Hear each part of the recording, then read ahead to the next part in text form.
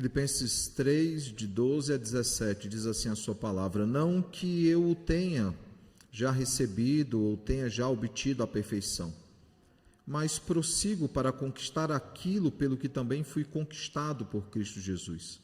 Irmãos, quanto a mim, não julgo havê-lo alcançado, mas uma coisa faço, esquecendo-me das coisas que para trás ficam e avançando para as que diante de mim estão, prossigo para o alvo, para o prêmio da soberana vocação de Deus em Cristo Jesus. Todos, pois, que somos perfeitos, tenhamos este sentimento. E se porventura pensais de outro modo, também isto Deus vos esclarecerá. Todavia, andemos de acordo com o que já alcançamos. Irmãos, sedes imitadores meus e observai os que andam segundo o modelo que tende em nós. Oremos mais uma vez ao Senhor. Santíssimo Deus, maravilhoso Pai, nos colocamos, Senhor, diante de Ti, diante da Tua palavra, pedindo que o Senhor nos ensine mais uma vez, que o doce Santo Espírito Divino Mestre aclare as nossas mentes, nos traga entendimento, Pai, iluminação para entendermos a Tua palavra, e que Cristo, profeta da igreja, seja Ele, Pai, a nos santificar por meio da admoestação, da exortação e da consolação, através desse texto que acabamos de ler, Senhor. Que saiamos daqui diferente de quando chegamos, que saiamos daqui mais parecidos ainda com Cristo e menos parecido com quem já fomos, Pai. Nos faz, Senhor, resplandecer a luz de Cristo neste mundo, sermos sal e luz nessa terra, pregadores, Senhor, da Tua palavra, Senhor, anunciadores do reino, Senhor, buscando sempre, Pai, glorificar a Ti e manifestar, Senhor, todo o nosso contentamento em Ti, Senhor. Essa é a nossa oração, em nome de Jesus. Amém. Irmãos, domingo passado nós meditamos no tema Voltando para Casa, e nós olhamos para Filipenses 3, de 17, até Filipenses 4, versículo 1. E nós, inclusive, esclarecemos que inverteríamos a ordem do texto para falarmos logo dos dois grupos que haviam dentro dessa igreja, daqueles que eram totalmente contrários à lei, daqueles que achavam que a lei tinha um papel na sua salvação, os legalistas e os libertinos, sendo os legalistas o primeiro grupo, ali do versículo 1 ao versículo 11, e os libertinos, os antinomistas, os contrários à lei, a partir do versículo 17, que nós lemos essa manhã também, até ali o capítulo 4, versículo 1, Paulo então tratou desse segundo grupo. E ao olharmos então para a porção que é posterior a esse texto, mas que foi do sermão anterior, nós aprendemos mais sobre a nossa cidadania celeste, nós aprendemos mais sobre a transformação que acontecerá no último dia, quando os nossos corpos forem transformados, e aprendemos que enquanto isso não acontece, devemos permanecer fiéis ao Senhor. E aí, irmãos, nós fomos lembrados de três verdades importantes, três aspectos que estavam no texto e que serviram de aplicação para todos nós. A primeira coisa que o texto nos lembrou foi sobre a nossa verdadeira cidadania. Essa cidadania, irmãos, que é celestial, deixando muito claro que nós não pertencemos a este mundo, nós não somos dessa terra, nós somos peregrinos, nós somos forasteiros, nós somos estrangeiros nesse mundo, e o nosso coração não está aqui e nem pode estar aqui, porque nós estamos aqui apenas de passagem. Nós não podemos nos apegar a esse lugar, porque não é a nossa última estada, não é o lugar onde Deus nos chamou para estarmos. E aí a analogia sempre será o povo da aliança, Imagina o povo ali no deserto, resolvendo parar no meio do caminho e dizendo: não irei mais para Canaã, não irei mais para lugar nenhum, vou ficar exatamente aqui. Não, irmãos, nós não fomos feitos para esse lugar, nós fomos feitos para a nova Canaã, que é a grande expectativa da igreja, a nossa última morada, a nossa morada final por todos os séculos. Segundo, irmãos, nós aprendemos também, fomos lembrados a respeito da recompensa, do prêmio, inclusive que o texto de hoje menciona, a recompensa celeste. E para isso, então, nós devemos avançar para o alvo, devemos avançar rumo à recompensa, para o prêmio da soberana vocação em Cristo Jesus, quando Ele, Cristo, completará em nós a boa obra iniciada em nossas vidas, naquele dia glorioso, no dia de Cristo, quando Ele fizer novas todas as coisas. Em terceiro lugar, nós aprendemos, irmãos, a respeito também da nossa postura, fomos lembrados da nossa postura, avançando sempre, andando sempre de modo digno, avançando sempre para o alvo, desenvolvendo a nossa salvação com temor e tremor, sempre, irmãos, sempre firmes no Senhor, na sua vontade e na sua palavra. A pergunta então que ficou para a nossa reflexão foi: como é que nós temos nos portado então como cidadãos celestes, como aqueles que não pertencem a essa terra? Hoje nós olharemos então para o modelo que nós temos que seguir. Por quê? Porque se o primeiro grupo não é o nosso modelo, que são os legalistas, se o segundo grupo não é o nosso modelo, que são os libertinos ou os antinomistas, os contrários à lei, qual é o modelo então que nós devemos viver? E Paulo ele apresenta esse modelo no meio do sanduíche, vamos dizer assim. Há duas bandas, duas fatias aqui, como recheio ele traz então qual é o modelo que nós devemos seguir, como é que nós devemos então prosseguir para o alvo. E é importante, irmãos, pensarmos sobre isso, porque atualmente, como já temos visto em outras mensagens, nós vivemos aquela geração de coaches, né? Coaches não apenas no YouTube, irmãos, nós temos também coaches nos púlpitos das igrejas, em vários lugares, nas redes sociais, que falam mais sobre si, falam mais sobre as suas conquistas do que qualquer outra coisa, muito parecido com os libertinos do texto passado. A preocupação deles são eles mesmos, o Deus deles é o próprio ventre, a preocupação deles são apenas com as coisas dessa terra. E tudo isso eles fazem para conquistar seguidores, para conquistar curtidas, compartilhamentos, engajamento e monetização.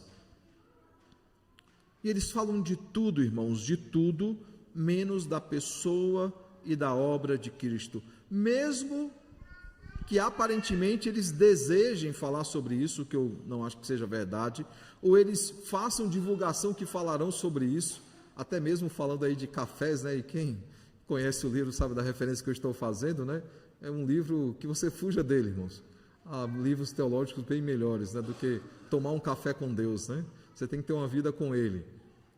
Mas diferentemente, irmãos, deles, Paulo, ele sempre buscou pregar a Cristo e este crucificado.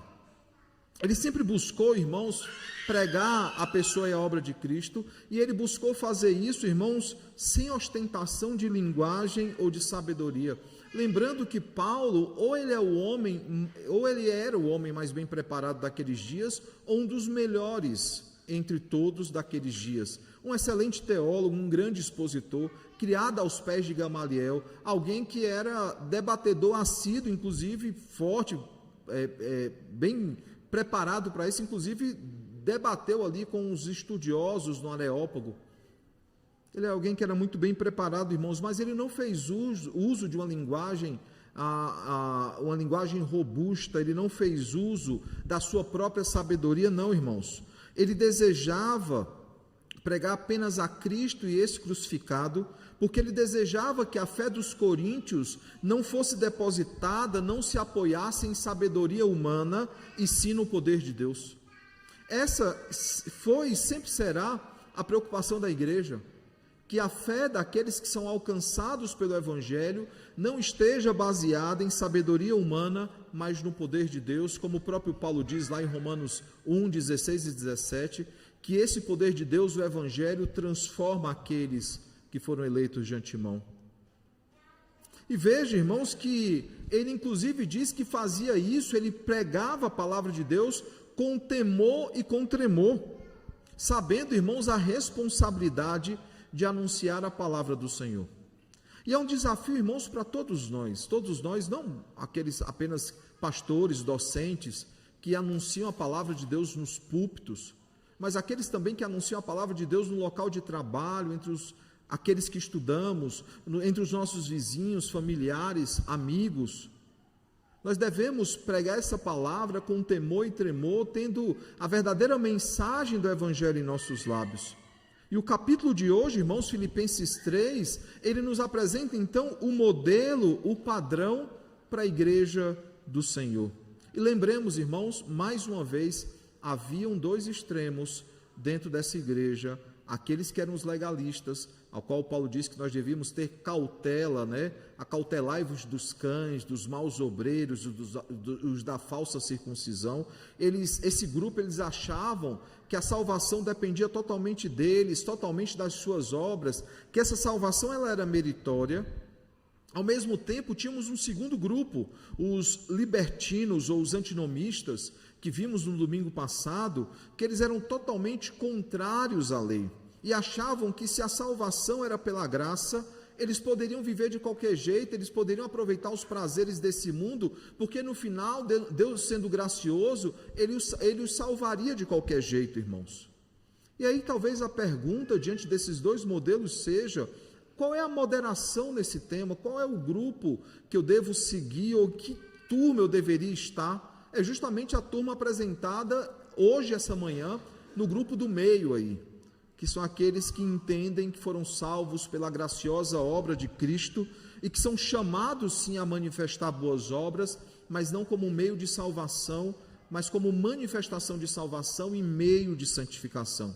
E é sobre isso exatamente o que nós falaremos essa manhã.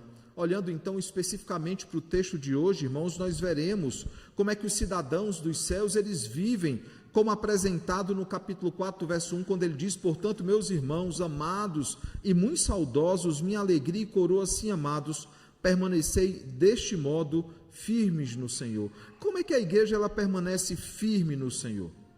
É exatamente o que é apresentado no texto dessa manhã. Cada um deles, irmãos, deveria ter isso como objetivo: ser um cidadão dos céus excelente, ser um cidadão dos céus perfeito, e nós devemos, irmãos, desejar a mesma coisa. E eu volto à figura do cidadão aqui, porque ela é fundamental em Filipenses, como nós já vimos nos sermões introdutórios dessa série. Um cidadão, ele tem direitos, ele tem deveres.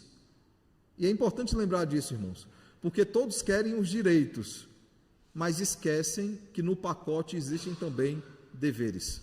Isso vale para a cidadania terrestre, e isso vale, acima de tudo, para a cidadania celestial. Aqueles que são cidadãos celestes não podem querer apenas, desejar apenas os direitos. Eles precisam lembrar que há também deveres.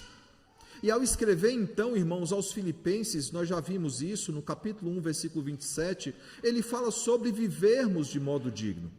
E nós vimos, irmãos, que nessa carta especificamente, Paulo ele traz uma conotação totalmente diferente de Efésios, de Colossenses e de 1 Tessalonicenses, porque nessas três cartas, irmãos, a ideia é que vivamos de forma coerente com a nossa nova natureza, ou seja, se somos crentes, vivamos como crentes. Por isso que Efésios e Colossenses, por exemplo, dirão o seguinte para a gente, por exemplo, que nós devemos nos despir do velho homem e nós devemos nos vestir do novo homem. Aquele que mentia antes, hoje não minta mais. Veja que há uma mudança de postura, há uma mudança de mentalidade que é coerente com a nova natureza que nós temos. Esse é o sentido que Paulo usa quando ele fala sobre viver ou andar de modo digno. Mas nós vimos, irmãos, que em Filipenses há uma analogia por trás do que Paulo quer dizer. Quando ele fala em modo digno, ele está falando de cidadania. Ele está dizendo: vivam como cidadãos dos céus, não apenas como novos nascidos, como novos homens, mas vivam como cidadãos dos céus. E essa cidadania, irmãos, ela nos traz direitos e ela nos traz também deveres. Os direitos que são trazidos a todos nós é a vida eterna, é a filiação, agora somos filhos de Deus. Mas há também, irmãos, deveres, e os deveres foram apresentados por Paulo, que é que nós devemos viver como cidadãos dos céus, como cidadãos celestiais. E vejam, irmãos, como é oportuna a comparação. Por quê? Porque Filipenses, ela é como outras também, né? Ela é uma colônia romana, mas não é uma mera colônia romana. Eles têm orgulho de serem romanos, eles batiam no peito para dizerem que eram romanos, eles se vangloriavam dessa cidadania, eles eram extremamente patriotas. E Paulo precisa então usar um elo de ligação, sendo propositalmente aqui redundante, ele usa algo que trouxesse a atenção deles, o que ele queria ensinar, que é justamente a cidadania. Se olharmos para nós, por exemplo, como brasileiros, irmãos, nós devemos também nos esforçar para sermos bons cidadãos. Nós buscamos cumprir as nossas leis, nós buscamos pagar os nossos impostos, por mais altos e injustos que eles sejam. Nós zelamos, irmãos, pelos nossos deveres. Aos que são homens, no período certo, vão lá e comparecem à junta militar para poder então servir ou ser dispensado do serviço militar. Aqueles que atingem a maioridade entendem que são obrigados a votar, a comparecer às urnas e apresentar o seu voto. São deveres, irmãos, que todos nós temos e que devemos cumprir, senão coisas ruins podem acontecer. Além disso, irmãos, além desses direitos e desses deveres, nós falamos e escrevemos em português, seja ele bom ou ruim. Nós temos uma bandeira, nós temos um hino, por mais que alguns nem saibam o que é que está escrito no meio da bandeira, né? Eu vi um vídeo semana passada sobre isso, lá na Paulista, né, perguntando o que é que está escrito na bandeira do Brasil. Infelizmente, muitos não sabiam. Todos nós temos RG ou SIM, né? Se você ainda não fez a migração para o novo documento, faça, né? O RG ele tem data de validade. Graças a Deus, lá em casa todos já fizemos essa mudança. Nós temos RG, nós temos SIM, nós temos CPF, irmãos. Aqueles que já têm idade têm CNH. Nós temos certidão de nascimento e aqueles que já passaram pelo matrimônio, certidão de casamento, porque a certidão de nascimento deixa de existir quando nós nos casamos. Perceba, irmãos, que nós temos várias obrigações que estão atreladas, que são inerentes à nossa cidadania brasileira. Claro, também gozamos de direitos, como todo brasileiro. Além desses deveres que nós temos, nós gozamos também de direitos. Mas a pergunta que eu faço é: por que com a cidadania celeste seria diferente? Por que nós não teríamos deveres, apenas direitos? Como cidadãos celestes, irmãos, nós ensinamos aos nossos filhos o verdadeiro idioma. Nós ensinamos aos nossos filhos a cantar hinos ao Senhor. Nós ensinamos aos nossos filhos qual é a nossa verdadeira pátria, qual é a nossa verdadeira bandeira, qual é a bandeira que nós devemos empunhar, quais são os nossos costumes, quais são as nossas características como cidadãos celestes. Porque como cidadãos celestes nós não temos apenas direito à vida eterna e à filiação por meio de Cristo, nós temos também deveres que precisam ser cumpridos. E Paulo, então, irmãos, está tratando com pessoas que tiveram a boa obra iniciada na vida deles e que teria essa boa obra iniciada completada até o grande dia de Cristo. E esse é o grande consolo que Paulo traz à igreja de Filipenses e que traz também a todos nós, irmãos. Se eles estavam preocupados com o futuro, se eles estavam preocupados com prisão, com morte, a solução para a prisão e para a morte é lembrar que não é o fim, nós estaremos eternamente com o Senhor, porque aquele que começou a boa obra há de completá-la até o dia de Cristo. Mas não é apenas sobre esperança, irmãos. No começo, Paulo também fala no capítulo 1, 27, o seguinte: acima de tudo, vivam de modo digno o evangelho de Cristo. No capítulo 2, ele nos diz que nós devemos desenvolver a nossa salvação com temor e tremor, sabendo que é Ele quem opera em nós o querer e o realizar. E no capítulo 2 ainda, do versículo 14 ao 16, ele diz o seguinte: fazei tudo sem murmurações nem contendas, para que vos torneis irrepreensíveis e sinceros, filhos de Deus inculpáveis no meio de uma geração pervertida e corrupta, na qual resplandeceis como luzeiros no mundo, preservando a palavra da vida, para que no dia de Cristo eu me glorie de que não corri em vão, nem me esforcei inutilmente. Veja, irmãos, que Paulo, então, para chegar no capítulo 3 e para falar sobre a cidadania celeste, ele vai apresentando uma série de argumentações, de aspectos importantes para a vida daquele que pertence ao corpo de Cristo, aquele que pertence a igreja do Senhor, mostrando claramente, irmãos, que se esperam algumas coisas daqueles que são cidadãos celestes. E a pergunta que fica é: o que é que se espera de nós? O que é que se espera daqueles que pertencem à pátria celeste, que são filhos do Senhor? E esse texto, irmãos, ele diz exatamente isso. Ele nos mostra como nós devemos viver de modo digno do Evangelho de Cristo. E a pergunta é: o que é que ele nos ensina, então? A primeira coisa, irmãos, ele fala sobre esquecer. Veja o versículo de número 12. Não que eu o tenha já recebido ou que já tenha obtido a perfeição, mas prossigo para conquistar aquilo que também fui conquistado por Cristo Jesus. Irmãos, quanto a mim, não julgo havê-lo alcançado, mas uma coisa faço, esquecendo-me das coisas que para trás ficam. Perceba que o primeiro aspecto apresentado aqui é sobre esquecer. E como é difícil, irmãos, esquecer. Como é difícil deixar as coisas para trás. Como é difícil deixar o passado em seu devido lugar. Como é difícil, irmãos. Como é difícil abandonar o nosso passado. Como é difícil nos despir do velho homem e vivermos em novidade de vida. Como é difícil. Mas é preciso que isso seja feito, irmãos.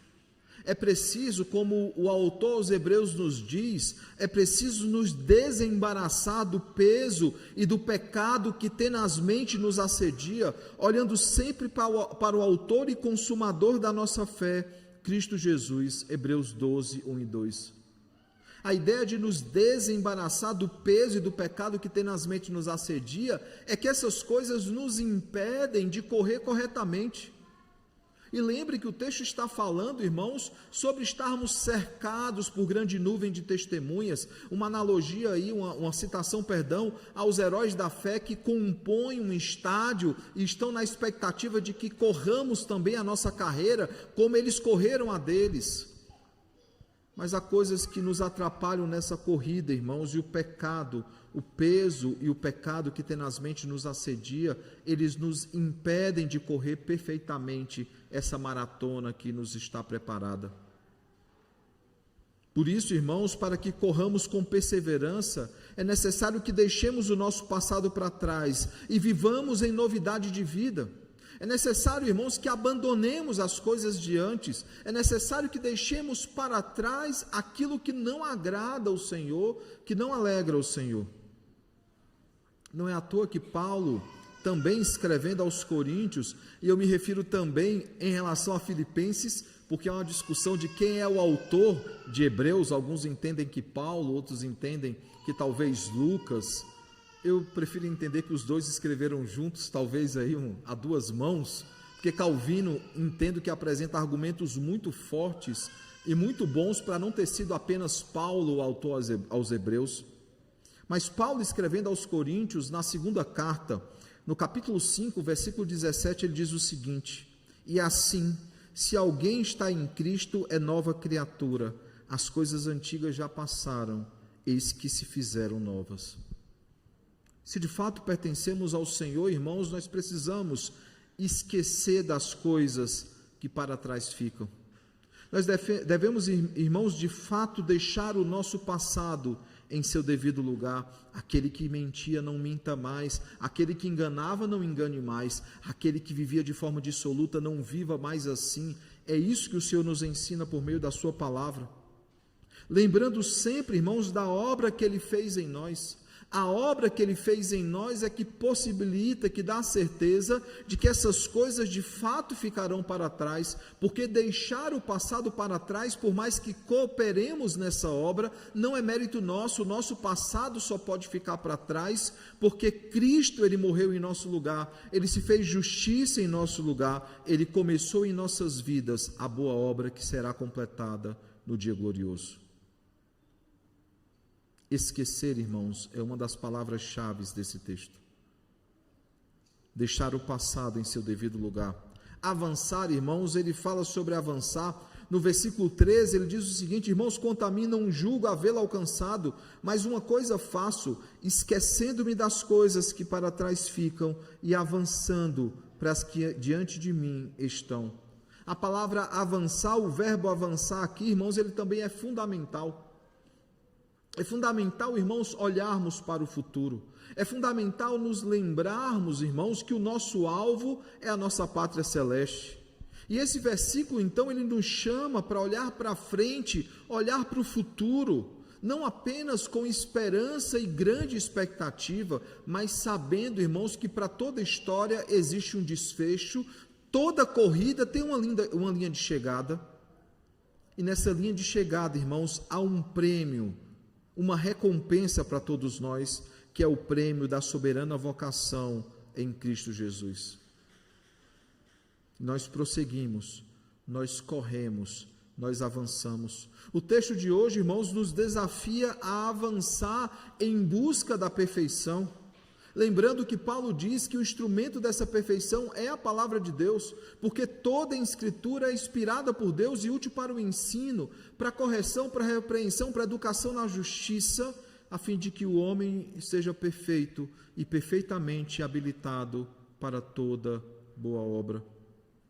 Essa perfeição, irmãos, acontecerá quando nós formos glorificados com Cristo e quando reinarmos eternamente com Ele. O versículo 12 nos lembra exatamente isso. Não que eu o tenha já recebido ou que já tenha obtido a perfeição, mas prossigo para conquistar aquilo para o que também fui conquistado por Cristo Jesus.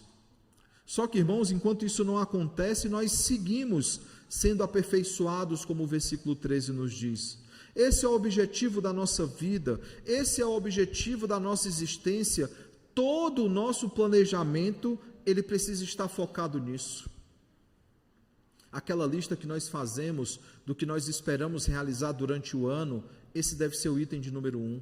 Crescer cada vez mais em Cristo e para a glória de Cristo. Impressionante como nós planejamos tudo, menos isso, irmãos. Como nós pensamos no nosso crescimento profissional, como nós pensamos, inclusive, no nosso crescimento físico. Mas nós não nos preocupamos muitas vezes com o nosso crescimento espiritual, o crescimento espiritual dos nossos filhos. O povo do deserto, irmãos, ele sempre queria voltar, nunca queria avançar. Quando eles estão diante do Mar Vermelho, ele falou assim: por acaso não haviam covas suficientes no Egito para que fôssemos enterrados lá, e eles querem voltar para o Egito. E muitas vezes, irmãos, nós incorremos no mesmo erro. Nós pecamos da mesma forma, nós queremos voltar. Mas é necessário, irmãos, lembrar que foi feita uma boa obra, que foi iniciada uma boa obra em nossas vidas, e nós precisamos confiar na obra de Cristo, não apenas na obra que Ele fez em nós, na obra que Ele está fazendo em nós, mas olhando para o futuro, confiarmos na obra que Ele fará em nós quando Ele completar a boa obra iniciada em nós e quando Ele fizer novas todas as coisas. Quando o que é mortal se revestir de imortalidade, quando o que é corruptível se revestir de incorruptibilidade, quando a morte for completamente, totalmente vencida, e nós continuamos avançando. Como diria a Dory no filme Procurando Nemo, né? Continue a nadar, nós continuamos nadando e nadando e nadando, sem parar, na expectativa do nosso encontro glorioso com Cristo. Mas é óbvio, irmãos, que Paulo mais uma vez fez o que ele sempre faz. Paulo, ele sempre fala do passado, ele sempre fala do futuro, para diante dessas duas realidades, de uma realidade que já se iniciou e de uma realidade que irá se completar no dia glorioso, ele olha para esses dois momentos e ele diz o seguinte: diante da obra que ele já fez e diante da obra que ele fará, como é que nós devemos viver no presente? E aí o verbo que ele usa para o presente é prosseguir.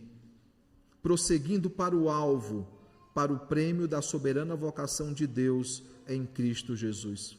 Diante do nosso passado, irmãos, e diante do nosso futuro, nós somos chamados a viver de modo digno no presente, prosseguindo para o alvo. Não é na terra que virá, não é na glória celeste. Muitos têm essa impressão: não, eu vou servir ao Senhor ao máximo, eu vou cantar para o Senhor ao máximo, trabalhar para o Senhor ao máximo. Em um outro momento é sempre no futuro ou é sempre na glória celeste, irmãos?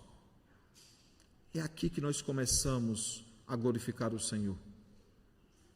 Por isso que o nosso fim principal é glorificar a Deus e alegrar-se no Senhor para todo sempre.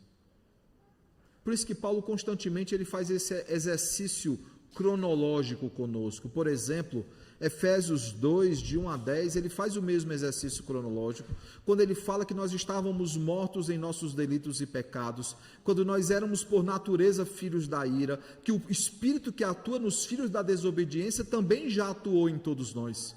Ele fala do nosso passado, irmãos, do versículo 1 ao versículo 3. Aí no versículo 4, aquele mais que é deleitoso e gracioso, ele vai dizer: mas Deus, sendo rico em misericórdia, com grande amor com quem nos amou, e estando nós mortos em nossos delitos e pecados, Ele nos ressuscitou, e Ele nos fez assentar nas regiões celestiais em Cristo Jesus.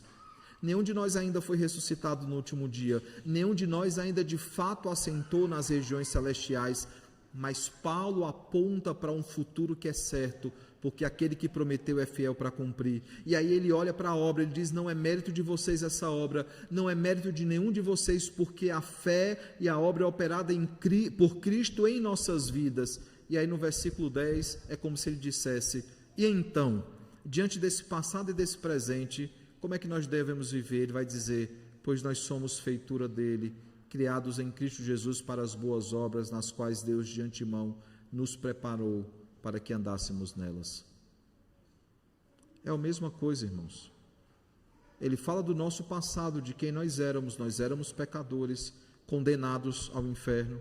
Ele fala sobre o nosso futuro, como nós seremos depois de sermos glorificados por Cristo e em Cristo. E aí ele nos lembra, irmãos, de como nós devemos viver no presente. Nós devemos viver em santificação e honra ao nosso Deus. E esse é o roteiro da vida cristã, irmãos. Esse é o roteiro da nossa vida cristã. O que foi feito no passado e o que será feito no futuro determinam, irmãos, como nós devemos viver no presente. A obra do passado e a obra do futuro determina as boas obras que nós manifestaremos no presente. E como é que deve ser, irmãos? Sempre buscando ser aperfeiçoado pelo Senhor. É exatamente isso, irmãos, que Paulo diz quando ele afirma: irmãos, quanto a mim, não julgo havê-lo alcançado, mas uma coisa eu faço, esquecendo-me das coisas que para trás ficam, avançando para as que diante de mim estão, prossigo para o alvo, para o prêmio da soberana vocação de Deus em Cristo Jesus.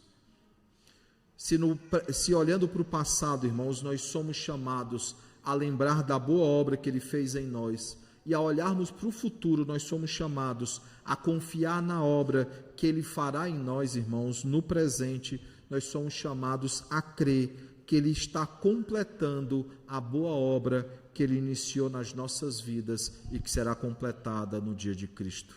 Eu pergunto então, quais são as aplicações que nós podemos tirar do texto de hoje? A primeira delas, irmãos, é que nós precisamos esquecer do nosso passado, lembrando que Deus não nos trata segundo o nosso passado. Eu gosto muito dos Salmos, né? Eu creio que todos aqui gostam. Todos em algum momento já leram os livros de Salmos. É um livro bastante deleitoso, né? Traz bastante alegria aos nossos corações. E tenho certeza que muitos aqui têm aquela lista de salmos prediletos. Certamente o Salmo 23 está no gabarito de praticamente todos aqui. O Salmo de número 1 também. O 119, apesar de ser um pouquinho longo, 176 versículos, muitos gostam. Mas eu gosto muito, irmãos, do Salmo de número 103. O Salmo de número 103 nos lembra, irmãos, de algo maravilhoso e gracioso. Diz que o Senhor não nos trata segundo os nossos pecados, mas segundo a sua muita misericórdia. E ele diz, irmãos, que como o Ocidente ele é distante do Oriente, ou seja, o leste é distante do oeste, assim o Senhor afasta de nós as nossas transgressões. Ele não nos trata, irmãos, segundo o nosso passado. Ele nos trata segundo a sua grande misericórdia. Segunda coisa, irmãos, nós precisamos caminhar para a pátria celeste. Lembrando, irmãos, que não pertencemos a este lugar. Nós não pertencemos, irmãos, a esta terra. Nós pertencemos a um outro lugar, por isso nós não queremos ficar aqui. Nós queremos estar com o Senhor, que é infinitamente melhor, como Paulo afirma nessa carta. Claro que aqui, enquanto estivermos, buscaremos servir ao nosso Deus. Buscaremos servir ao Senhor, à Igreja de Cristo, mas o nosso coração não está nessa terra, irmãos. Como Jesus ensina aos seus discípulos e à multidão, o nosso coração está nos céus, porque onde está o nosso coração, aí está o nosso tesouro. Terceira e última coisa, irmãos, nós precisamos não apenas esquecer o nosso passado, não apenas caminhar para a pátria celeste, mas nós precisamos, irmãos, viver em santificação, sabendo, irmãos, que nós estamos sendo preparados pelo Senhor para o dia de Cristo. E é Ele quem nos prepara, irmãos. É Ele quem nos santifica. É Ele que nos apresentará no dia glorioso ao seu Pai, ao nosso Pai, como uma noiva que não tem do que se envergonhar. Naquela celebração das bodas do Cordeiro, irmãos.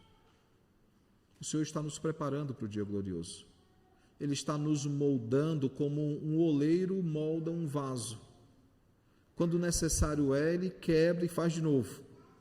Mas Ele continua, irmãos, nos moldando e nos preparando para o dia glorioso. Eu pergunto então, você tem prosseguido para o alvo?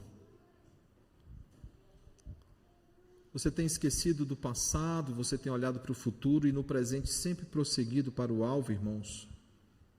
Que o bom e eterno Deus, Ele nos ajude a lembrar da obra que Ele fez em nossas vidas. Que o Senhor, irmãos, nos ajude a confiar na obra que Ele fará em nossas vidas. E que o Senhor Deus nos ajude a crer que de fato Ele está completando a boa obra que Ele mesmo iniciou em nossas vidas. E Ele completará no dia glorioso, quando o Senhor voltará para nos fazer reinar em novos céus e nova terra. Por isso, irmãos, nós precisamos continuar prosseguindo, precisamos continuar nadando nessas águas turbulentas e nesse mar agitado e revolto, sabendo que é o Senhor que nos conduz, é Ele quem nos leva para novos céus e nova terra.